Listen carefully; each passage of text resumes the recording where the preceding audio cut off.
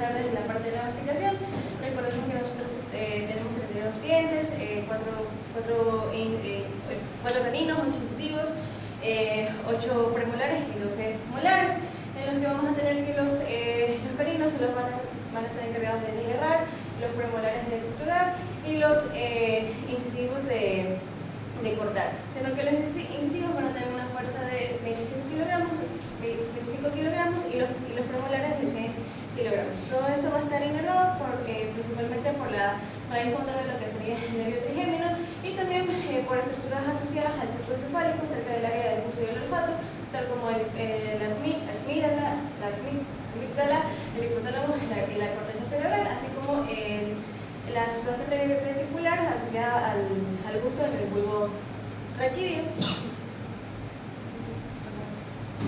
Vamos a tener que, en el reflejo de la masticación, vamos a tener que cuando nosotros formamos el bolo alimenticio, esto va a ejercer una presión sobre el paladar. Esto va a provocar que haya por así decirlo, una inhibición de los músculos mandibulares, provocando el descenso de la mandíbula. Esto a su vez va a provocar un reflejo de rebote, provocando que a su vez otra vez estos músculos se vuelvan a activar y así suban, provocando que a su vez así la oclusión de los dientes. Y entonces, bueno, en tal caso, volvemos a comer, va a haber otra vez la compresión del bolo y se va a repetir este ciclo. Para la fase de la deglución vamos a tener que se va a dividir en 3 fases, la que va a ser la voluntaria, la fase faríngea involuntaria y la fase esofágica involuntaria. En la fase voluntaria vamos a tener que, bueno, el alimento por presión, la lengua va a ejercer una presión sobre el alimento, llevándola hacia arriba y hacia atrás, dirigiéndola hacia lo que sería la orofaringe. Ya en la orofaringe, el bolo alimenticio va a entrar en contacto con lo que serían receptores como los faringoamigdalitis, faringios o palotofaringios, los cuales van a llevar una señal eferente por medio de los nervios, por los pares craneales, el trigémino y el glosofaringio, hacia el tronco encefálico, al centro de la deglución. Estas a su vez van a llevar una señal a través de unas señales eferentes a través de el 9, el 10 y el 9, 10, 11 y 12º par, lo cual, bueno, va a provocar que los pilares palatofaringios se dirijan hacia el medio, provocando que se forme una hendidura. Esta hendidura va a ser selectiva, ya que el punto es que aquí solo pase el alimento que haya sido bien masticado, bien triturado. Por eso cuando al momento de nosotros comer al apuro, nos duele porque nosotros estamos forzando el paso del alimento por esa hendidura. A su vez, después vamos a tener que va a haber una protrusión de la nariz hacia lo que es... cierto, también vamos a tener que eso va a provocar que el paladar blando se dirija hacia arriba para así tapar las palas y así el alimento no se vaya lo que sería hacia la nariz. También va a haber lo que sería la protrusión de la laringe, esto para que las cuerdas vocales tapen lo que sería la glotis y a su vez la epiglotis las cubran a ellas. Entonces, por eso nosotros al comer no respiramos, porque se tapan estas vías aéreas para que no pase la comida ahí. De ahí sigue la fase esofágica involuntaria. También vamos a tener que esta protrusión de la laringe va a provocar que la apertura de lo que sería el esfínter esofágico superior.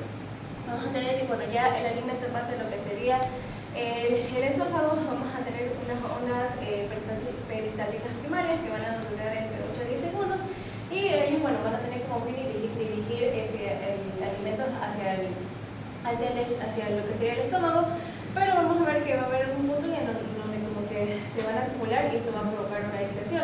Esto va a activar lo que se llama las ondas, esto va a provocar que el plexo mientérico mande una señal, provocando que la formación de ondas peristáticas primarias, las cuales van a ser mucho más fuertes que las primarias.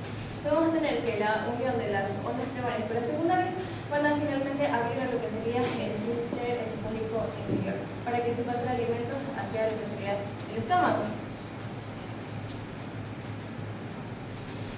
Vamos a tener que ya el estómago va a tener múltiples funciones. Una de las funciones, por ejemplo, va a ser el almacenamiento de los alimentos. También vamos a tener la mezcla de los alimentos que consumamos con las sustancias que vayan a secretar el estómago. Y también vamos a tener que va a encargarse de llevar el quimo hacia lo que sería el intestino delgado. En lo que serían sus funciones de almacenamiento, vamos a tener el complejo base Cuando nosotros comemos, eso va a provocar que hay una distensión de las del estómago, provocando así que por medio del nervio vago se mandan unas señales al tronco cefálico y bueno, regrese, y lo que va a provocar es que va a disminuir el tono del estómago para que de esta forma se pueda distender un poco más.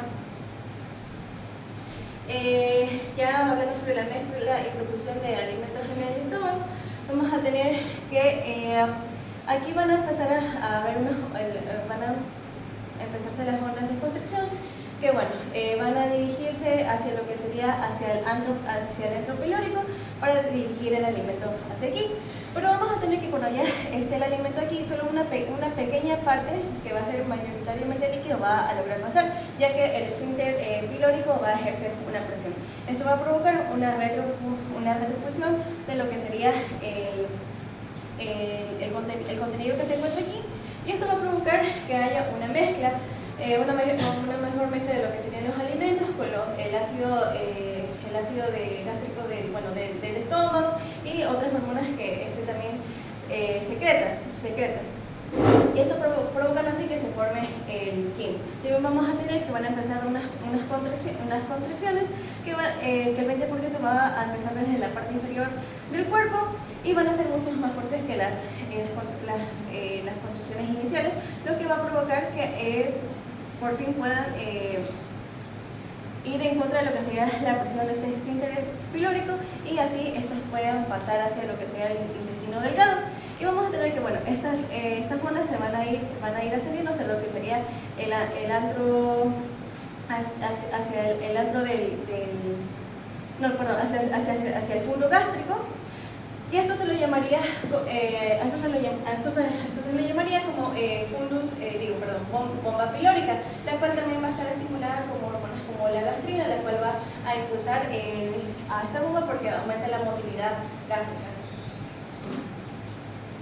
Después vamos a tener los reflejos enterogástricos, que bueno, cuando tengamos que ya en el duodeno sienta una distensión o sienta la irritación de lo que sean los ácidos de estómago o un quimo irritante, va a provocar estos reflejos enterogástricos para así inhibir lo que sería la motilidad o la contracción gástrica.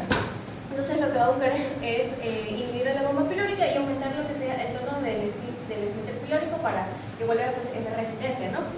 Entonces vamos a tener que, por ejemplo, cuando en esa parte se sienta la presencia, por ejemplo, de grasas, carbohidratos, ácidos grasos, en el caso de las grasas va a estimular a las células G. Las células G van a secretar lo que sería a la colecistocinina. Cuando hablemos de ácido gástrico, van a estimular a las células S, las cuales secretan secretina. Y cuando hablamos de hidratos de carbono o grasas del quimo, van a estimular a las células K, las cuales secretan el péptido inhibidor gástrico o GIP, las cuales tienen como objetivo inhibir esta bomba gástrica. Ahí es lo que actúa ahora el nuevo medicamento, el mundial, que ya está una magnitud. Entonces, se disminuye el vaciamiento gástrico con estimulación de la producción de insulina. Entonces, el GLP-1 actúa a la producción de insulina y ayuda también a producir glucagón para que genere después glucosa cuando no tenemos glucosa o hay introducciones, y disminuye la sensación de gastritis. Entonces, ahí es donde actúa este mecanismo de los GLP-1 con GIP, que es la famosa mundial, si no me equivoco, que todavía no hay en el mercado, y por eso disminuye la sensación del apetito. Como disminuye el vaciamiento gástrico, no tiene el estímulo, no tienes hambre y entonces tienes sensación de plenitud. Y también ayuda a bajar el nivel de glucosa, por eso ya no puede ser diabético. Y el GLP-1 también, ¿no? Que tiene tres funciones: producir glucosa cuando cae, la glucosa por eso no produce hipoglucemia, estos medicamentos no son más seguros, y se lo puede dar en la obesidad, lo mismo. Y aparte, controlar los niveles de glucosa cuando son muy altos, produciendo obviamente insulina y disminuye la sensación del apetito. Entonces, todo esto contribuye a disminuir el peso y mantener la glucosa adecuada. Ese es el fin ahora de lo que es el Entonces igual se lo usa también para que decidan ahora. Y va muy bien. Baja por favor, no te hace entonces más seguro y va a venir otro sumado, que no recuerdo qué es lo que tenía, pero es un triple. Eso no lo está para el 2027. Está en fase 3 de estudio. Pero bueno, el concepto es esto. Y trabajan está acá, lo del NIP, que es el péptido hidrográfico. Entonces, así como la por estas células, ¿no? ¿Qué va a ser la información que les Bueno, también vamos a hablar sobre los movimientos que van a existir en el intestino delgado, ver los movimientos de mezcla o de segmentarios y los de propulsión. Vamos a tener que las de mezcla, bueno, se van a activar cuando el intestino se da una disección. Esto va a provocar contracciones concéntricas, que bueno, va a segmentar a su contenido, que en este caso sería el quimo. Va a tener una apariencia como de salchichas.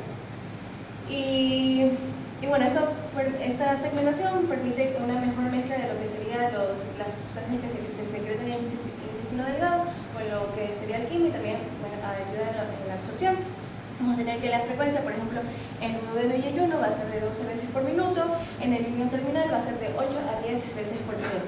En las construcciones de propulsión, estas van a tener como fin llevar lo que sería el contenido del quimo hacia lo que sería el ilion terminal, teniendo un ritmo de 0,5 a 2 centímetros por segundo. Y vamos a tener que se va a demorar de 3 a 5 horas para que el quimo llegue hacia lo que sería la válvula iliocecal. Bueno, hormonas que pueden inhibir eso sería lo que sería, por ejemplo, la angiotensina o el glucagón. Y bueno, vamos a tener que, a lo largo de esto también vamos a tener otros tipos de reflejos. Vamos a tener el reflejo gastroiliar, el reflejo gastroalcohólico y el reflejo duodenocólico. En estos dos, los dos se van a activar cuando hay una distensión en lo que sería el estómago, solo que el gastroiliar va a buscar que haya una relajación en la válvula iliocecal, trabajando de la mano con lo que serían los movimientos de propulsión. Y vamos a tener el reflejo gastrocólico y el reflejo duodenal, que se activa con una distensión del duodeno, que tienen como fin favorecer lo que sería la motilidad del intestino grueso, así como los movimientos de propulsión.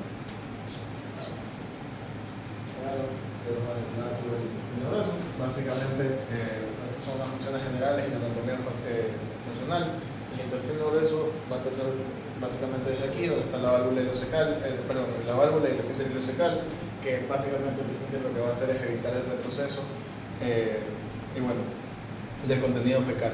Esto va a tener específicamente criptas de Lieberkühn, que básicamente acá no van a haber vellosidades como en el otro intestino, porque aquí realmente no va a necesitar absorber nutrientes, sino que va a absorber líquidos. O sea, estas van a estar tapizadas por células caliciformes.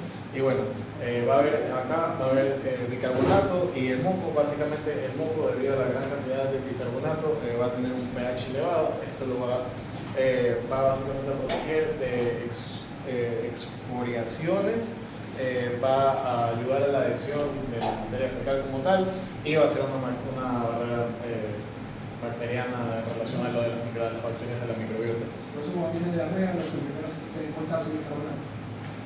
Ahora, no sé si usted le dice cuando tiene diarrea, lo que se debería dar es lactato de la niña, o lactato de la niña.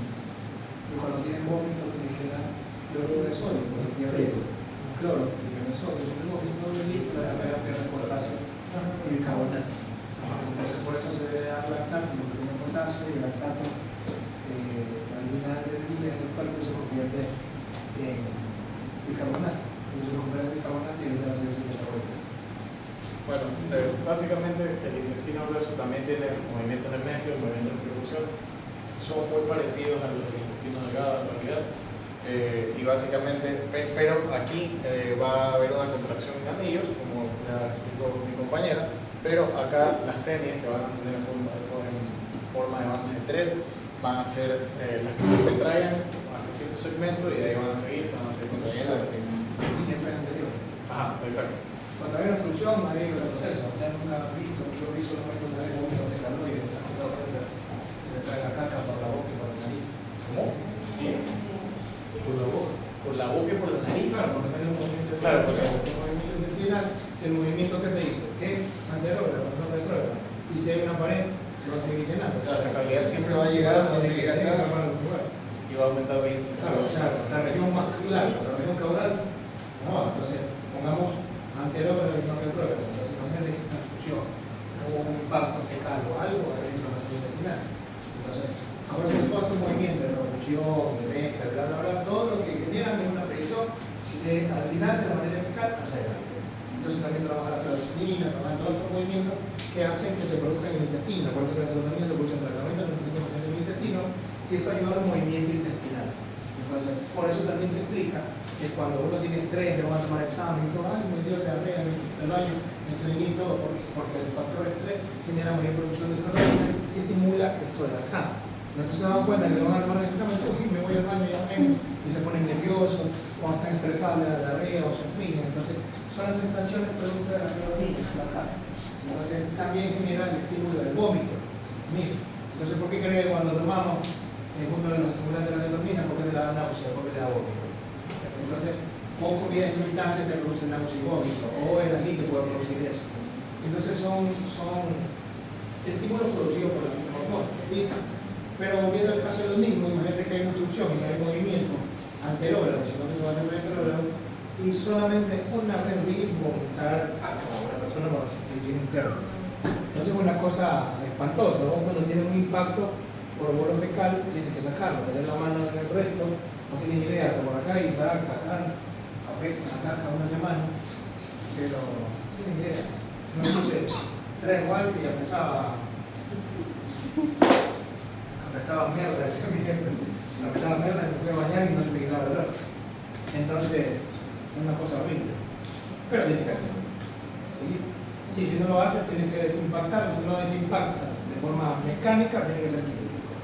Le abren todos los churrulines y le sacan todo lo que tiene. Entonces, básicamente, tiene que construir y siempre tiene que estar libre. Obviamente, por esto de acá. Bueno, como dijo el doctor, el movimiento siempre va a ser anterógrado, no puede ser retrógrado. Esto se va a dividir en ciclos de 30 segundos, la máxima contracción va a durar 30 segundos, luego se va a distender otra vez. Es un movimiento como ambulante y viene la sangre, son las contracciones que hacen. Exacto. Las ondas lentas y las ondas que inspiran, y luego de eso, bueno, después es un ciclo, hay que esperar 60 segundos para que vuelva a producirse la siguiente contracción. Como dijo el doctor, esto básicamente lo que hace es que no se regrese, simplemente siempre vaya para adelante hasta seguir la terminación del canal como se ve aquí, que es la luz oral, y acá la dirección de la propulsión, el vuelo alimentario, nunca va para atrás, se va contrayendo y así. ¿Sí? Bueno, ahora los movimientos de propulsión, que esto también es algo que ya dijo mi compañero, pero igual hay que decirlo. En el colon transverso lo que va a hacer es un anillo contráctil. Básicamente se va a estirar 20 centímetros y eso va a ser debido a las austras y a las tenias, y bueno, esto va a seguir, hacer que la masa siga de una forma completa, por decirlo así, porque va a haber un punto en el que se va a extender y va a llevar una masa completa hasta el colon, hasta el sigmoide, hasta el recto. De ahí, estos movimientos como tal van a suceder de 1 a 3 veces al día, que duran entre 10 a 30 minutos, pero la transición de tiempo que pasa todo esto de aquí ya van a ser hasta 8 horas, hasta 8 a 15 horas. De ahí, como pueden ver aquí, el colon y el esfínter está subiendo, y así, y estas son básicamente cómo sería la materia fecal. Entonces, el colon ascendente, líquido, semilíquido, y luego va a hacerse papilla hasta que llega a masa semiblanda, semisólido, hasta que llega a sólido y bueno, sale en el recto. ¿Sí? A ver. Bueno, acá, básicamente, como ya dije, el intestino grueso va a ser solo absorción de líquidos, va a absorber sodio, va a absorber cloro, va a absorber cloruro, va a absorber bicarbonato. Bueno, y va a ser un intercambio de bicarbonato y cloro. Esto del sodio va a ser por transporte activo. Al haber mucho cloruro va a hacer crea una carga negativa en la luz y bueno, ahí se absorbe. De ahí va a haber un intercambio de bicarbonato y sodio por más cloro. En el momento en el que entra el cloro, sale el bicarbonato. Van cambiando uno por uno y bueno, lo máximo que puede absorber son de 5 a 8 litros al día. Y si es que ya accede esto de aquí, es como sintéticos un ratito, eso sería ya una diarrea. Aquí se puede ver igual, en el colon proximal normalmente va a haber la absorción de sodio y de cloro, también va a haber ácido graso en cadena corta, y en el colon distal va a ser solo sodio. ¿Sí? De ahí, bueno, la composición de las heces como tal, el 75% de este es agua, el otro 25% es materia sólida y el 30% de esto de aquí son bacterias de la microbiota en realidad muertas. De ahí va a haber la función de la flora intestinal como tal. La primera función va a ser la síntesis de vitamina B12 y K. Esta va a servir para lo que ya vimos en hemostasia. Bueno, la B12 y la K para el factor de coagulación y todo eso de ahí. De ahí la timina y la riboflavina, y ahí también va a haber una fermentación de carbohidratos no ingeridos. Esto va a haber una producción de gases, que puede ser hidrógeno, CO2 y metano. De ahí la pigmentación, esto de aquí se debe a todo este proceso que se ve aquí, que básicamente es debido a presencia de esterocobilina y urobilina, que bueno, el proceso empieza desde los glóbulos rojos, pasa por el hígado y aquí va a cambiar porque va a ser degradado por la bilirrubina, va a ser degradada por las bacterias que se presentan ahí. Entonces el color lo da básicamente la bilirrubina, ¿no?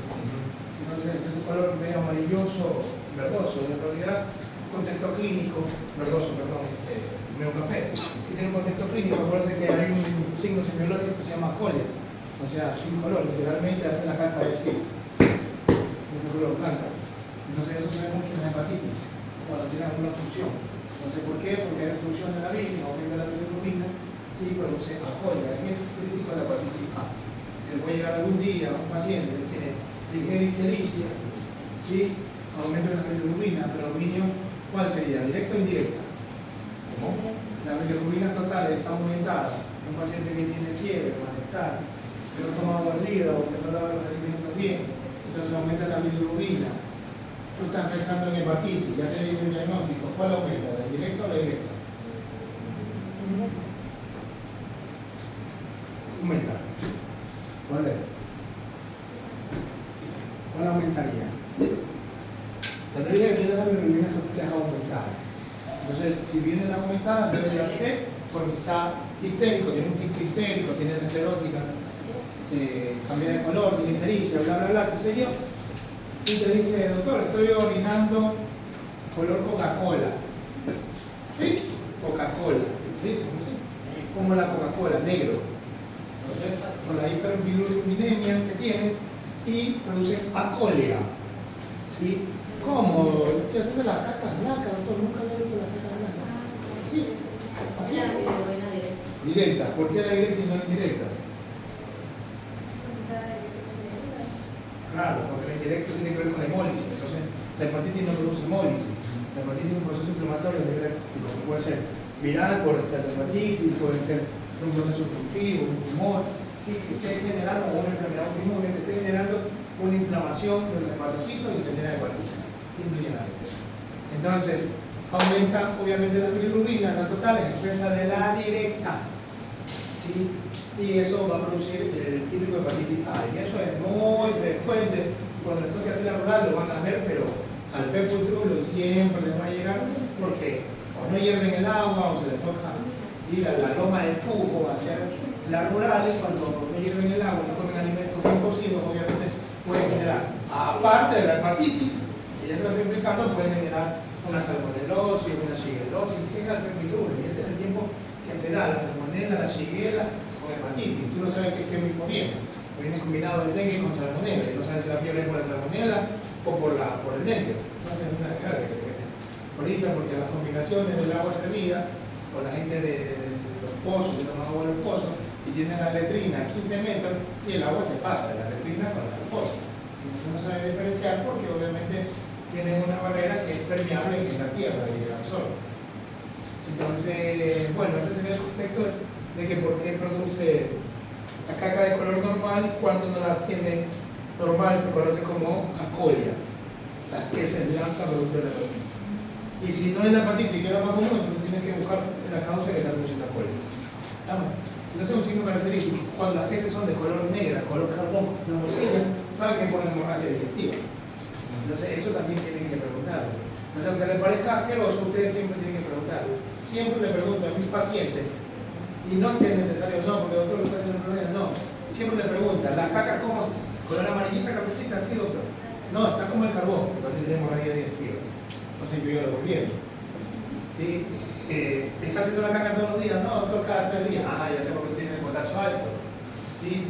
Porque si te das cuenta, como dijo Seba, bueno, aumenta el bicarbonato, aumenta el sodio, pero tiene que ver con un transporte activo. Entonces tiene que ver con un transporte también de sodio protón y sodio potasio. Entonces tiene mayor retención de bolo fecal y el potasio no se puede degradar. Entonces una de las características del paciente cuando entra en anuria, en falla renal, y tú tienes que botar el potasio a los cabellos. Sí, de verdad. Entonces cuando te llegan los pacientes con el potasio produce paro en diástole. ¿Sí? Acuérdense que produce un aumento de la onda del segmento ST, ¿sí? Puede producir una prolongación del QT y produce infracciones ventriculares. Termina un paro en diástole porque evita la repolarización de la misma. Entonces, ¿por qué? Porque en el extracelular tiene más potasio y en el intracelular tiene menos. Entonces no es el intercambio adecuado. Porque entra el potasio, acuérdense en la despolarización, ¿no? Despolarización, entonces al momento de repolarizar sale el potasio, obviamente entra el sodio, sale el potasio y después nuevamente hace la reinversión para mantener la estabilidad de la membrana. Entonces, en una de las indicaciones, cuando tienen hipercalemia y que es muy peligrosa, por eso se le pone estabilizadores de membrana que se llaman el gluconato de calcio. Y lo que te dicen, te estabiliza la membrana, no, lo que hace es que el umbral aumente más, en vez del umbral gatillarse a partir de los 55, porque acuérdense que es la ley del todo nada, ¿sí o no? Si llega al umbral, todo, si no, nada, no hay contracción. Ese año, no fui yo. Entonces, ¿qué hace el gluconato de calcio? Agarra 2 ampollas, le pones en 20 minutos y estabiliza la membrana porque el umbral, en vez de aquí, tú lo subiste. Entonces, al subirlo, mantienes una estabilidad y haces necesario que llegue a un umbral mucho mayor para generar la despolarización. Por eso se lo conoce como estabilizador de membrana y te da aproximadamente 40, 45, hasta 60 minutos de chance para que tú hagas la polarizante y todo esto. ¿Sí? Entonces son técnicas que te van a ayudar, pero si tú tienes un paciente que no está orinando, como en mi caso, ustedes a la final se van a topar algún día, porque la cruz de todo médico, todito, es un paciente renal, no saben qué diablos hacer. Y todo es la diálisis, es no sé qué, no saben dar ni un antibiótico, no tienen ni la más mínima idea. Y el paciente se le muere en su cara. Usted parece que fuera el guardia, porque usted ve muriendo ese paciente y no sabe qué hacer. Entonces yo le estoy enseñando mañas, que en realidad es por lógica. Entonces si el paciente no te orina, te llega con hipercalemia, el paciente está en diálisis y no tiene acceso vasculares porque tiene tapado aquí, acá, tiene tapado todo, no tiene ni idea dónde he visto catéter, acá, aquí he visto catéter, aquí no tienen idea. Y esos pacientes no orinan. Y el típico te llega hinchado como sapo, hipercalémico hasta la manija. Y ahí lo que tienes que hacer es, Diosito, presionarte porque se te muere. Entonces, ¿qué tienes que hacer vos? Dale lactulosa a ese tipo y racatá. No importa que te encharque todo. ¿Por qué? Porque pierde potasio. Estabilizo la membrana, le pongo salbutamol, mete un potasio, sale al intercambio con el salbutamol, ¿no? Entonces, mete el potasio, pero tienes que sacarlo por algún lugar. Normalmente, si lo sacas por algún lugar, porque le pones polarizante, le haces todo, tiene que salir por la orina, pero no orina. Tiene que hacer diálisis, pero si esa máquina no tengo aquí. Estoy en el centro de salud tipo C de Yuyufinde. ¿Y qué hace ahí? Ahí te vas a reír también, ¿no? Entonces te vas a acordar que yo tenía un loco nefrólogo que me daba fisiología, me dice, a lo que cae. Rácate que se te vaya ahí, por lo menos te da chance hasta el siguiente día de derivarlo, no sé, a Sacha o a Avellana para que haga diálisis. No se le murió. ¿Estamos? Entonces el día que vea que no te orina un paciente, no sabrá qué hacer. Entonces, es una de las características que puede hacer. Aparte que le pierde bicarbonato, sí, pero el bicarbonato no me lo va a matar, porque ese tipo tiene 8 bicarbonatos y está de cubito plaquero sentado como si nada. Pero el potasio se te mata. ¿Estamos? De hecho. Bueno, este es el último reflejo. Básicamente el reflejo de la defecación se va a dividir en dos. Van a ser dos reflejos, por decirlo así. El reflejo entérico y el reflejo sacro. El reflejo entérico va a ser el que, bueno, entra las heces, se produce una distensión y luego estas paredes, la extensión de las paredes van a enviar una señal al plexo mientérico y de ahí van a ver las ondas peristálticas. Estas ondas peristálticas realmente no son lo suficientemente fuertes, entonces van a necesitar ahí de refuerzo del plexo sacro. Del refuerzo sacro como tal. Son señales más potentes que viajan desde S2 hasta S4 y regresan por los nervios pudendos, y esto es lo que igual manda la fuerza de las ondas peristálticas, aumenta la potencia, y también esto hace que se relaje el esfínter interno, igual el externo que lo podamos extender o aumentar, bueno, de ahí aquí pueden ver igual las terminaciones nerviosas del recto, la médula espinal, el coro, el ascendente, y cómo esto va inervado, y eso va haciendo que se extienda el esfínter, el interno primero, que está aquí, y ahí rodeado por el esfínter, perdón, el interno aquí, y el que está rodeado por el esfínter externo, que es el que vamos a poder mover hoy. Inervación que estaba hablando. Parasimpático y parasimpático. Bueno, resumido, el parasimpático es el que produce la contracción normal de la masa intestinal, porque tiene que estar relajado. Cuando uno come, tiene unas características que tiene que hacer para que estimule el parasimpático o lo reconozca, tiene que relajarse. Por eso te dicen, no ver televisión, no estar entretenido, no estar con el celular, porque lo hacemos, que lo hago yo, me pongo a ver TikTok, alguna cosa, me pongo a sopa y a veces me engalillo, no sé para dónde me voy. Y básicamente es para que actúe el sistema parasimpático, porque el simpático es el que actúa produciendo la adrenalina, entonces se queda el intestino estático. Entonces tú no has visto a alguien que vaya a jugar fútbol o esté en la piscina nadando y esté comiéndose un sándwich, no. ¿Qué te dicen cuando hace natación? No, lo estoy comiendo porque te da náusea. ¿Sí? Entonces, ¿por qué? Porque estás estimulando la producción de adrenalina, entonces te produce una estática del intestino, un movimiento del mismo y va a generar una náusea, dolor abdominal, malestar. Entonces, a diferencia, cuando uno está tranquilo, actúa el parasimpático, ¿pero para qué? Para ayudar a los movimientos. Todo esto, lo que hablábamos, mezcla, propulsión, la serotonina, el simpático, el parasimpático, la célula de Cajal, los movimientos ondulantes, las espigas, todo al final, ¿qué hace? Termina siempre de forma anterograda y no retrograda para hacer el movimiento del bolo fecal al final, ¿no? Entonces, todo lo que conlleva es el movimiento intestinal para generar una proyección de la materia fecal en sí. ¿Estamos? Entonces, básicamente eso es lo que hace el sistema simpático parasimpático, como para resumirlo en este aspecto. A ver, estamos hablando de secreción. La secreción, sí. Muy bien. Ya. En este caso también debemos de saber que principalmente la parte del estómago va a tener en su mayoría lo que es la secreción gástrica. Entonces, la secreción gástrica, conforme a la parte anatómica del estómago, se va a dividir en la parte del fondo y del cuerpo, se van a encontrar diferentes tipos de glándulas. Específicamente, la glándula gástrica es la que va a ayudar a la secreción de lo que es ácido clorhídrico, lo que es pepsinógeno, lo que es el moco y también lo que viene siendo el factor intrínseco. Esto va a abarcar lo que es el 80%. Y en la parte del antro, muy cerca ya en la parte del píloro, va a estar lo que es la secreción de las glándulas pilóricas, que en este caso nos ayuda a la secreción de lo que es el moco, de la gastrina y de lo que es la somatostatina. En este caso corresponde a lo que es el 20%. Luego de esto también tenemos que saber que las glándulas gástricas van a estar ayudadas por los diferentes tipos de células. Es muy diferente decir glándula oxíntrica a célula oxíntrica. Son diferentes. Entonces, en la célula parietal, o también considerada como la oxíntrica, es aquella que nos va a ayudar a la secreción del ácido gástrico y también a la secreción de lo que es el factor intrínseco. Cuando nosotros hablamos de las células pépticas, como dice su nombre, ayuda a la secreción de lo que es el pepsinógeno. Las células de la mucosa son aquellas que nos ayudan a la secreción de lo que es el moco. Y por último tenemos las células, que serían las células enterocromafinas o enterocromafines. Estas nos ayudan a lo que es la liberación de la histamina. Cuando hablamos con respecto a las glándulas pilóricas, se van a dividir en dos tipos de células.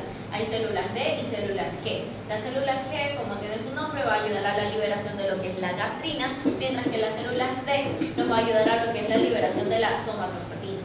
Y también vamos a tener unas células mucosas, que más adelante vamos a explicar que hay células mucosas, tanto superficiales, y células mucosas que se encuentran en la parte del cuerpo. Ya, en este caso vamos a hablar acerca de la célula oxíntrica. La célula oxíntrica, como les dije, es aquella que nos ayuda a la secreción a formar lo que sería el ácido clorhídrico.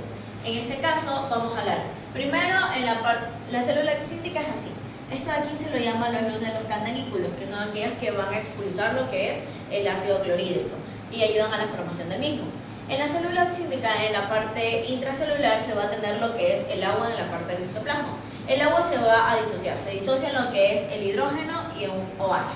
Este hidrógeno va a actuar lo que es una bomba en la parte apical de la célula, va a actuar lo que es la bomba de los protones, que quiere decir que es un transporte activo porque utiliza lo que es el ATP. En esto va a salir lo que es hidrógenos a la parte del luz del canalículo y va a entrar lo que es en cambio el potasio. En este caso también va a actuar la otra bomba que va a ser en la parte vasolateral, actúa la bomba de sodio-potasio, donde va a salir lo que es el sodio y va a entrar lo que es potasio. Este potasio va a salir de manera por un canal del mismo potasio, sale lo que es el potasio y se concentra mayor cantidad de potasio en la luz del canalículo. Pero este tipo de bomba, la bomba de los protones, lo que ayuda es a reciclar el potasio, entonces por eso es que entra. O sea, sale, pero también se recicla lo que viene siendo el potasio. En este caso, quedándonos aquí en la parte de esta bomba, vamos a tener que al momento de sacar el sodio va a haber una menor cantidad de sodio en la parte interna. ¿Qué va a pasar? Este hidrógeno también queda en menor cantidad por lo que sale a la luz del canalículo y se queda en mayor cantidad lo que es el OH. Este OH se va a unir junto con lo que es la anhidrasa carbónica y esto permite a anhidrasa carbónica tomar lo que es el CO2. El OH con el CO2 van a formar lo que es el bicarbonato. Este bicarbonato, por lo tanto, tiene que salir. ¿A dónde sale? A la parte del líquido intersticial. Sale el OH, pero también tiene que entrar o va a funcionar una bomba que permite la salida del bicarbonato y permite la entrada del cloro. El cloro también tiene su propio canal de cloro, lo cual hace que el líquido intersticial entre a lo que es la parte interna. De la parte interna va a salir por otro canal que se encuentra ubicado en su membrana apical, sale lo que es el cloro. El cloro, con la gran cantidad o concentración que se encuentra del hidrógeno, se va a unir el hidrógeno con el cloro, formando así lo que sería el ácido clorhídrico. Además, el agua que sale de la parte de la luz del canalículo va a salir mediante una ósmosis. Las concentraciones que se va a tener de la parte del ácido clorhídrico va a ser de 150 a 160 miliequivalentes por litro. También vamos a tener unas concentraciones de cloruro de potasio que sería de 15 miliequivalentes por litro y también se tiene en poca cantidad lo que es una cloruro de sodio. En este caso vamos a tener que hay diferentes tipos de fármacos que inhiben esta bomba de protones. Entonces, si se inhibe la bomba de los protones, no va a poder salir lo que es el hidrógeno, por lo tanto, van a disminuir la concentración o la formación del ácido clorhídrico. Uno de los más conocidos que es el omeprazol. Aquí está el mecanismo. Esa gráfica. Explica todo. Ya. En este caso también la célula oxídica o la célula parietal es la que nos va a ayudar a la secreción del ácido clorhídrico y también lo que es el factor intrínseco. El factor intrínseco, como ya lo hemos venido hablando, es el que nos va a ayudar a lo que es la absorción de la vitamina B12, es decir, la cianocobalamina. En este caso, la cianocobalamina o este tipo de vitamina nos ayudaba a lo que es la maduración de los glóbulos rojos. Específicamente, cuando no se tiene esto, pues va a haber una disminución y puede provocar lo que es la anemia perniciosa, que es por la deficiencia de la misma vitamina B12. ¿Qué es lo que pasa aquí? El factor intrínseco va a ser secretado justamente en esta parte del cuerpo. El factor intrínseco ingresa, se une con la cianocobalamina, pasa por todo el trayecto hasta llegar a la parte del ilion. En el ilion se van a encontrar diferentes tipos de receptores específicos para esto, que es la parte aquí, que sería la cubilina. Al momento de conectarse, o sea, de tener esta alta afinidad, permite que la cianocobalamina ingrese a la parte de la célula. Entonces, al momento de ingresar a la célula la vitamina B12, ya dentro de la célula se hacen diferentes tipos de proyectos para que totalmente sea absorbido la vitamina B12. Pero ¿qué pasaría en el caso que hay una hipertrofia gástrica? Pues cuando hay una hipertrofia gástrica, por lo general también hay un daño de estas células gástricas, por lo tanto no se va a secretar el factor intrínseco. Y si no hay factor intrínseco, no se puede absorber lo que es el B12, la vitamina B12. También vamos a hablar de la parte del pepsinógeno. El pepsinógeno, en este caso, en sí, como pepsinógeno, no hace nada. Bueno, en lo que vamos a hablar no hace nada. Entonces, para que se pueda activar, tiene que estar en presencia de lo que es el ácido clorhídrico, para que se pueda formar la pepsina. La pepsina en este caso siempre va a tener un pH óptimo de lo que es de 1.8 a 3.5. En el caso de aumentar esto, pues simplemente se da la inactivación de la misma y no se da la secreción. En esta parte aquí se encuentra muy cerca de lo que sería la célula oxítica, se encuentra lo que es el pepsina. Luego vamos a tener las células enterocromafinas. Estas células enterocromafinas son aquellas que nos van a ayudar a la liberación de lo que es la histamina. Entonces, se van a encontrar ubicadas en esta parte aquí, que se lo puede visualizar de mejor manera. Las células, al liberar la histamina, esto hace que se dé una estimulación de lo que viene siendo las células oxíntricas. Y estas células va a hacer que se secrete mayor cantidad de ácido clorhídrico. Entonces, todo esto va a ayudar a la formación de la secreción gástrica y mantener el pH óptimo en la parte del estómago. Ahora vamos a hablar en cambio de las glándulas pilóricas. Las glándulas pilóricas son, la mayoría ayudan a la secreción de lo que es el moco. En este caso también ayudan a la secreción de lo que es la gastrina por las células G. Las células G, que es la gastrina, va a ayudar a la secreción del ácido gástrico porque la gastrina estimula a lo que es la célula oxíntrica. Y también ayuda a lo que es la parte del crecimiento de la mucosa, recordando que solamente se van a ubicar en la parte delante. En la parte de las células que ayudan a la secreción de moco o las células mucosas, vamos a tener los dos. Las células de moco que se encuentran en la parte superficial y las células de moco que se encuentran en la parte del cuello. Cuando hablamos de las del moco superficiales, estas van a ayudar a secretar un moco mucho más viscoso, que esta va a servir para la parte de la barrera mucosa gástrica, que más adelante les voy a explicar qué es lo que contiene. La parte de las mucosas del cuello, en cambio, van a secretar lo que es un moco mucho más fluido y en pequeña cantidad secretan también lo que es la parte de pepsinona. Sí. Ya, en la parte de la barrera mucosa, como les había hablado, esto es principalmente por las células superficiales o de moco superficial. ¿Qué es lo que hace?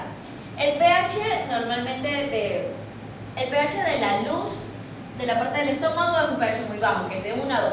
Si no estuviera esta barrera, lo más probable y lo que puede pasar es que se dé un daño de la parte de la pared de la mucosa, perdón, de la pared del estómago. Entonces, ¿qué pasa? Estas células epiteliales comienzan a secretar lo que es el moco para poder llegar a tener un pH óptimo de 7. ¿Qué es lo que tiene el moco principalmente? La cantidad de bicarbonato. El bicarbonato, como ya sabemos, es alcalino, entonces neutraliza lo que secreta la parte de la pepsina y lo que es el hidrógeno. Además, el grosor que secretan esto es de 1 milímetro. ¿Qué otras cosas o qué otros efectos ayudan o favorecen a esta barrera? Es la parte de las prostaglandinas. Las prostaglandinas estimulan a lo que es la secreción del moco, específicamente de las células mucosas, para que se dé la mayor generación de moco y asimismo haya mayor cantidad de bicarbonato. Además, algo que ayuda también es a la microcirculación que tiene la parte de las paredes y es porque esto es rica en vasculatura. ¿Qué quiere decir? Al aportar mayor cantidad de oxígeno y nutrientes, también contrarresta el efecto de retrógrado o que se introduzcan los que son los hidrógenos. Entonces, por eso se mantiene lo que es el balance del pH. Pero, ¿qué pasa? Hay diferentes tipos de fármacos que dañan este proceso. ¿Cómo lo hacen? Principalmente el AINES, que es un antiinflamatorio no esteroideo, y en este caso, bueno, inflamatorio no esteroideo, el fármaco, que lo que hace es que inhibe lo que es el COX, que es una enzima cooxigenasa. Entonces, al inhibir el COX, se inhibe lo que es la secretación de las prostaglandinas. No secretar prostaglandinas va a hacer que no se dé la secretación del moco, por lo tanto no va a haber bicarbonato, y esto hace que se pueda provocar diferentes tipos de la úlcera. Por eso cuando dicen, no, que en vez de tomarlo de medicina, te lo inyectas. Eso es una borrada que una vez escuché. Es un médico cuando digo eso, yo, ¿qué dices? Porque al principio es lo mismo. Inhibir la prostaglandina, no produce el moco, no mantiene la barrera interna del intestino y entra obviamente el pH, que es de 1 y 2, y te perfora el intestino generando úlceras. Entonces, y ahí viene la hemorragia digestiva. Entonces, la gastritis crónica, las úlceras, el sangrado activo. Entonces, el producto del uso y el abuso prolongado del control y el todo acá, este mecanismo, y hace esto, así se inyecte, o se la ponga en el glúteo, en la vena, lo que sea. El mecanismo es eso, farmacología, inhibe la prostaglandina.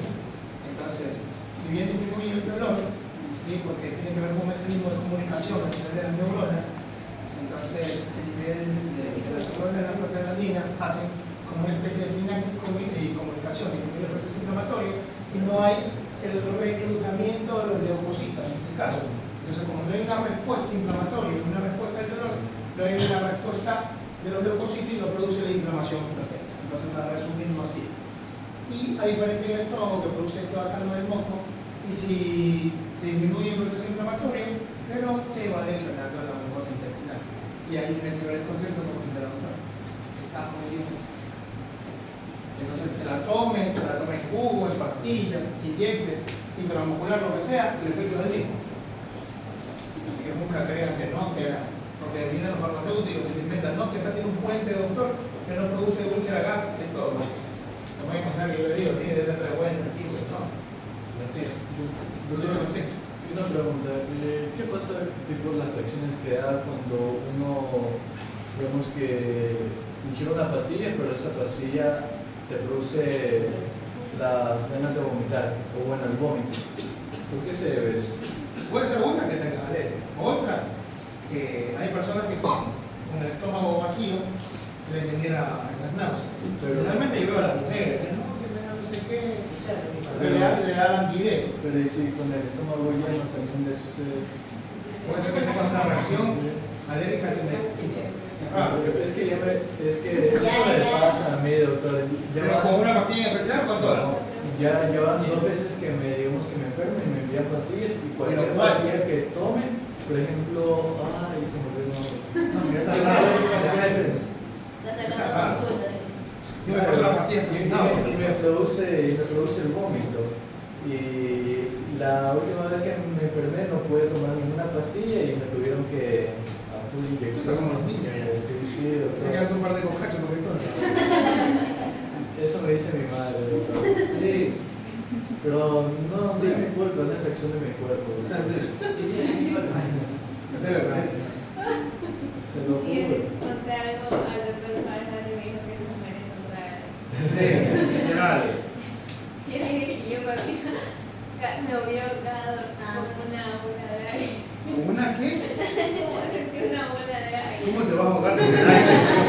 Señor, así es, por eso te dicen que son normales. Dime que me ahogué con un pedazo de pan, con un pedazo de bolón, que no pasé porque, como explicaban ustedes, ¿no? Que no pasa el bolo alimenticio y obviamente se queda por... Yo sentía que aquí que no podía dejar que... No. Espera, me Y ahogo yo con el me aire. tiré al porque no tiene piso, me sentido. tiré al piso porque no podía respirar. Ay, qué Fue pasa. horrible. Pero pasé la explicación a los... No tiene sentido, no sé cómo explicar, pero aquí te voy a explicar. ¿Cómo te ahogas con el aire? Se lo olvidó respirar. No podía, en serio, no. Por eso te digo, ¿por qué no te digo lo que es raro? Por eso es raro. Por eso decirte eres raro.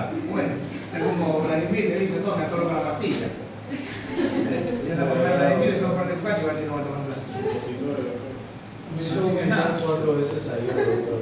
No, eso es la... A mí me duele el dedo, me dice, llévame al hospital. ¿Viste que me cuesta 2 reales cada día? Y siempre pasa así. Yo ya me sentía bien, doctor, y ese pastillo me enfermó. Bueno, no es como que niño raro. Son dramáticos. Le duele el dedo, llévame al hospital, llama a la ambulancia. Lo quiero mirando. ¿Qué? Eso no, uno entra 2 horas a la Kennedy, son 300, 400 dólares. Bueno, nada, sigamos. Ya. En la parte de la estimulación de la secreción gástrica va a funcionar por 2 vías, que es por la vía directa y una vía indirecta. La vía directa prácticamente es que la acetilcolina, que viene de la parte del sistema nervioso parasimpático, viene de la parte del nervio vago, en este caso va a comenzar con la estimulación. Entonces la parte de la gastrina también ayuda a la estimulación mediante unos receptores de gastrina que son los SDK2 y también ayuda a la gastrina, estimula lo que es la célula enterocromafina para que sea la liberación de la histamina. La histamina va a ayudar a que se dé mediante un receptor de histamina que es el H2, también ayuda a la estimulación de la célula parietal. Entonces, en la vía directa es por la acetilcolina, por la gastrina y también es por la parte de la histamina, por estas 3. Pero cuando hablamos de la vía indirecta es prácticamente porque la acetilcolina activa la célula enterocromafina y a la gastrina también activa esta célula. En conclusión, las dos ayudan para que estimulen las células parietales y para que esta vez se dé lo que es la secreción de lo que es el ácido clorhídrico. Sí, eso sería, para que se dé la secreción del ácido clorhídrico. Además, también la parte del pepsinógeno va a ser activado por lo que es la acetilcolina y específicamente, como les hablé, gracias a la presencia del ácido gástrico va a hacer que se active lo que es el pepsinógeno para que se transforme en lo que es pepsina. Muy bien. Hay diferentes tipos de fases para la Una de las cosas que van a ver gástrica. cuando tienen alergia te dan antihistamínicos, ¿no? Acuérdense que ahí es un H2 y los antihistamínicos son H1. Entonces, una de las indicaciones que han dado, claro, para las alergias, cuando no se den así nomás, te dan ranitidina también. Entonces inhiben todos los antihistaminas, tanto los H2 como los H1, y aparte te dan la loratadina, desloratadina o cualquier inhibidor de H1 para disminuir las alergias cuando tienes mucha alergia. Entonces una de las características, me acuerdo que lo hacíamos los pacientes, los niños sobre todo, y le damos ranitidina y yo no entendía por qué, pero ahí está la explicación, como lo decía la pediatría, y obviamente porque incluye todos los procesos de las anti-H, ¿no? Tanto 1 y 2, aunque las dos actúan en el intestinal produciendo lo de la formación del ácido clorhídrico. Entonces igual la ranitidina ya prácticamente está en desuso, se usan más inhibidores de la bomba de protones, como vieron, porque si inhibes el protón, no genera ácido clorhídrico. Chao. Por más de lo que haya histamina, haya la CCK, gastrina o lo que sea, si no hay la bomba de protones, hay cloro nada más, pero no hay el protón, ¿no? Entonces no va a generar el ácido clorhídrico y va a disminuir la producción de la acidemia o acidosis estomacal, por decirlo así, ¿no? En la parte de las fases de la secreción gástrica hay 3 fases. En este caso, la fase encefálica es la que viene desde la parte de la visión, desde la parte del olor, desde la parte del gusto y la parte del tacto. ¿Qué es lo que pasa? Nuestro sistema nervioso central va a enviar, o sea, al observar todo estas sensaciones, envían lo que es a través del nervio vago, lo que es un tipo de sensor, una fibra prácticamente. Entonces esto obliga al nervio vago que se libere lo que es la acetilcolina. Entonces la acetilcolina lo que va a hacer es que estimula la célula oxítrica para que se dé lo que es la formación del ácido clorhídrico. Esto es antes de ingerir el alimento. Luego, ¿cuál es la siguiente fase? Esta por lo general se da la formación del ácido clorhídrico en un 30%. Luego vamos a tener lo que es la fase gástrica. En la fase gástrica se va a dar, como bien lo explicaron anteriormente, sería por la parte de la distensión gástrica, que esto se va a activar unos reflejos locales del sistema nervioso entérico y también se va a dar lo que es el reflejo vagovagal.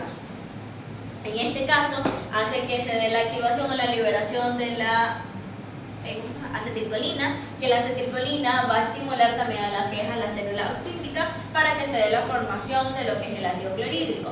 También cuando hay consumo de las proteínas específicamente cuando llegan a la parte del antro, hace que se estimulen a otras células, que son las células G. Las células G son las que van a liberar a lo que es la gastrina, y la gastrina va a estimular tanto a la célula oxítica como también estimula a la célula enterocromafina. La célula enterocromafina libera lo que es la histamina, lo cual hace que también se estimule la célula oxítica, y todos estos canales, estos rumbos, dirigen a la parte de la formación del ácido clorhídrico. Este ya es específicamente hablando de la fase gástrica y se va a dar en un total de formación de 60%. Y por último sería la fase intestinal. En la parte ya de la fase intestinal se va a dar por los alimentos que se encuentran en el duodeno, específicamente más las proteínas, o conocido como el quimo duodenal. En la parte del duodeno se va a hacer que las células G que se encuentran en el duodeno den con la parte de la secreción de lo que es la gastrina. Así mismo la gastrina estimula lo que son las células oxíticas y se da también la parte de la formación del ácido clorhídrico. Estas en cambio es en menor cantidad y solamente se desarrolla en un 10%. ¿Cómo funciona todo este proceso del ácido clorhídrico? Principalmente, esto es lo que les expliqué anteriormente por los diferentes tipos de receptores de histamina y el receptor muscarínico 3. que es por la activación de la acetilcolina, que viene del sistema nervioso parasimpático, y también viene por el mismo de la célula enterocromafina. Pero también tenemos que recordar que la liberación de la gastrina ayuda a la estimulación de la célula D, que sería la somatostatina. La somatostatina es un inhibidor del ácido clorhídrico. Bueno, sí, es un inhibidor. Ayuda a que disminuyan los niveles de ácido clorhídrico. ¿Para qué es importante esto? Es porque se da un tipo de retroalimentación negativa para mantener el equilibrio entre ambos, que no haya un exceso de lo que es la acidez en este caso o de la secreción del ácido clorhídrico, y así tampoco que haya una disminución del ácido clorhídrico. Los únicos que pueden ayudar, contribuir a la alteración es cuando está el Helicobacter pylori, es el que comienza a desestabilizar todo porque inhibe lo que es la secreción de las células D, es decir, que no hay somatostatina, por lo cual va a haber un aumento de lo que es el ácido clorhídrico. Ese es el resumen todo. Sí. Bueno, estos son finalmente las tres fases que se explicó: la cefálica, la fase gástrica y la fase intestinal, y cómo cada una de estas está conectada.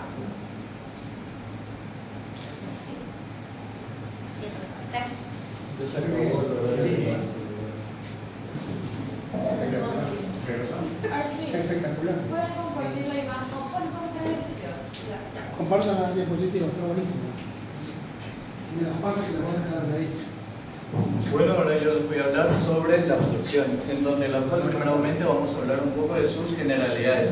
Nosotros tomamos aproximadamente de líquido 1.5 litros y la parte de 7 litros lo van a aportar las secreciones gastrointestinales, que nos va a dar un total de 8 o 9 litros. Esto en el intestino delgado se va a absorber la mayor parte, dándonos en el intestino grueso, quedándonos con 1.5 litros. Esto mediante la válvula iliocecal, y de estos 1.5 litros solamente vamos a secretar 0.1 litros, la cual sería aproximadamente, o bueno, sería 100 mililitros, y esto se va a secretar principalmente en las heces. Y ustedes se preguntarán por qué principalmente absorbemos en el intestino delgado o en el intestino grueso y no en el estómago. Bueno, esto principalmente se debe a que el estómago no tiene vellosidades absortivas y por lo tanto va a reducir su capacidad de absorber.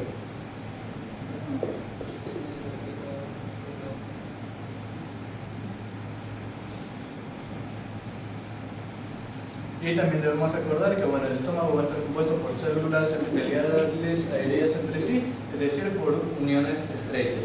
Para comprender un poco más sobre la absorción, la siguiente diapositiva, vamos a tener que recordar un poco sobre el epitelio intestinal, en la cual si hacemos un zoom justamente aquí en el intestino delgado, vamos a poder encontrar que este va a estar compuesto por pliegues circulares, las cuales vamos a encontrar válvulas conniventes, las cuales van a ayudar a triplicar la superficie de absorción. Estas vellosidades conniventes van a poder sobresalir hacia la luz hasta 8 milímetros. Y estas válvulas conniventes van a estar compuestas también por vellosidades, las cuales estas nomás se van a poder sobresalir hacia la luz hasta 1 milímetro. Todas estas válvulas conniventes las vamos a poder encontrar en el intestino delgado, sin embargo, estas mayormente se las van a encontrar en el duodeno y yeyuno. Las vellosidades, si las vemos desde una vista más microscópica, vamos a obtener que estas van a estar compuestas por células epiteliales, las cuales van a tener un borde de cepillo formado por aproximadamente 1000 microvellosidades, con una longitud de 1 micrómetro y una anchura de 0.1 micrómetro. Estos bordes de cepillo van a hacer que se aumente la superficie de absorción de hasta 20 veces. La siguiente. Y si sumamos las capacidades de aumento de la superficie de absorción, tanto de las válvulas conniventes, de las vellosidades y de las microvellosidades, vamos a tener que esta va a aumentar de hasta casi 1000 veces, dándonos una superficie total de absorción de 200 metros cuadrados. En la absorción de nutrientes vamos a tener que en el intestino delgado principalmente los carbohidratos se van a absorber varios de cientos de gramos, las grasas 100 gramos, los aminoácidos de 50 a 100 gramos, igualmente los iones, y del agua de 7 a 8 litros. Cabe recalcar que esta no va a ser obviamente su capacidad máxima, ya que esta puede incrementar un poco más. En cambio, en el intestino grueso vamos a tener que la absorción también vamos a tener de estos de estos diferentes componentes, nutrientes, pero estos van a ser muy pocos. La siguiente. Para entender la absorción del agua, primeramente necesitamos recordar el concepto de ósmosis. ¿Quién me puede ayudar a recordar el concepto de ósmosis? Vamos. ¿Quién me puede ayudar? Muy buena pregunta. A ver, ¿Alguien? ¿Puntos extras? Dice el doctor. vamos. Pero el concepto de ósmosis.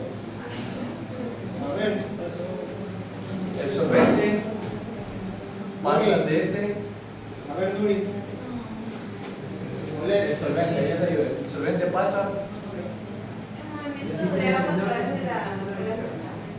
Bueno, el concepto de ósmosis principalmente es que el solvente pasa por una mezcla selectiva de un lugar de menor concentración a mayor concentración. Por lo tanto, vamos a tener tres diferentes tipos de quimo. Vamos a tener el quimo hipotónico, el quimo isotónico y el quimo hipertónico, en la cual vamos a tener que en el quimo hipotónico el agua se va a mover mediante el ósmosis de un lugar de menor concentración a mayor concentración, es decir, desde la luz intestinal hacia la sangre. En el quimo isotónico, como ya sabemos, no va a pasar nada. En el quimo hipertónico, en cambio, va a pasar el agua de ósmosis de un lugar de menor concentración, es decir, desde la sangre hacia la luz del intestino. Y un dato curioso es que vendría a ser el principio básico de un laxante, el cual el laxante vendría a ser una sustancia hipertónica, lo cual, ¿qué causa el laxante? Diarrea. Ese es el concepto de la lactosa, porque es demasiado dulce, porque aumenta la polaridad intestinal. Entonces no reabsorbe, porque la gente dice, me va a subir el azúcar, pero en realidad no reabsorbe a nivel intestinal eso, y lo que hace en este contexto es decir, Vladimir, que aumenta la cantidad de líquido. Entonces es lo que te va a llevar a la diarrea. Es simple, una física, no sé qué eso hace. Bueno, ahora viendo sobre la absorción de los iones, vamos a tener que utilizar un poquito la imaginación, donde vamos a tener aquí la luz intestinal, la célula intestinal, el intersticio y la sangre, en donde vamos a tener que en la parte vasolateral vamos a encontrar tres bombas sodio-potasio TPase, en la cual, como ya sabemos el concepto, va a sacar 3 de sodio y 2 de potasio. Va a entrar 2 de potasio. La carga positiva del potasio va a hacer que el cloro salga hacia el intersticio mediante una forma pasiva. Esto va a provocar una concentración dentro de la célula de 50 miliequivalentes sobre litros, y el quimo en cambio va a ser de la parte de la luz intestinal de 142 miliequivalentes sobre litros, lo que va a hacer que se dirija hacia la célula. ¿Y cómo lo va a hacer? Mediante, bueno, como podemos ver aquí, mediante cotransportadores, dos cotransportadores tanto de glucosa, proteínas, de aminoácidos, y un contratransportador de iones, que aquí principalmente se van a encontrar en su base apical las células de borde del cepillo. Siguiente. Esta absorción de sodio en la célula va a causar un ambiente hiperosmótico, lo cual va a hacer que el agua se transporte, ya sea mediante ósmosis, mediante dos vías, tanto por la vía paracelular, es decir, mediante sus uniones estrechas, o mediante la vía transcelular, es decir, mediante la célula, hacia el intersticio. Una hormona principalmente que va a actuar aquí vendría a ser la aldosterona, que esta principalmente va a aumentar, o bueno, va a estimular estas bombas de sodio-potasio ATPase, lo cual va a ayudar a aumentar la absorción tanto de sodio, cloruro y agua.